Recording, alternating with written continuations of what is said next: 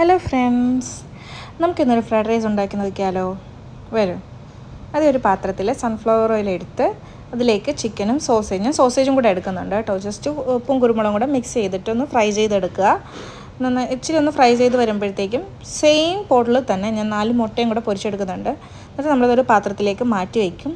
അത് കഴിഞ്ഞിട്ട് നമ്മൾ ഇഞ്ചി, വെളുത്തുള്ളി, പച്ചമുളക് കൂടെ ഒന്ന് സോട്ട് ചെയ്തെടുക്കുന്നുണ്ട്. എന്നിട്ട് ഇതിലേക്ക് നമ്മൾ വെജിറ്റബിൾസ് ആഡ് ചെയ്ത് കൊടുക്കും. ഞാനിവിടെ എടുത്തേക്കുന്നത് ക്യാബേജും ക്യാരറ്റും പിന്നെ 3 കളേഴ്സിലുള്ള ക്യാപ്സിക്കം ആണ്, റെഡ്, യെല്ലോ, ഗ്രീൻ.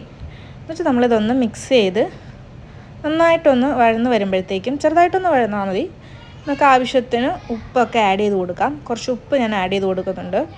ആവശ്യത്തിനുള്ള ഉപ്പ് ആഡ് ചെയ്ത് കഴിഞ്ഞിട്ട് ഞാൻ കുറച്ച് കുരുമുളക് പൊടിയും കൂടെ ആഡ് ചെയ്ത് കൊടുക്കുന്നുണ്ട്. എന്നിട്ട് നന്നായിട്ടൊന്ന് സോട്ട് ചെയ്യുക.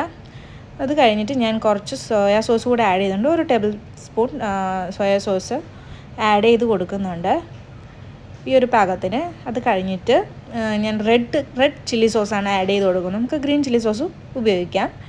അത് കഴിഞ്ഞിട്ട് നന്ന് ഇളക്കി ഒന്ന് മിക്സായി വരുമ്പോഴത്തേക്കും ഞാൻ കുറച്ച് ഈ ഒരു പാകത്തിന് ഒന്ന് വഴന്ന് വരുന്ന രീതിയിൽ ഇത് കഴിഞ്ഞിട്ട് നമുക്ക് കുറച്ച് ടൊമാറ്റോ സോസ് കൂടെ ആഡ് ചെയ്ത് കൊടുക്കാം.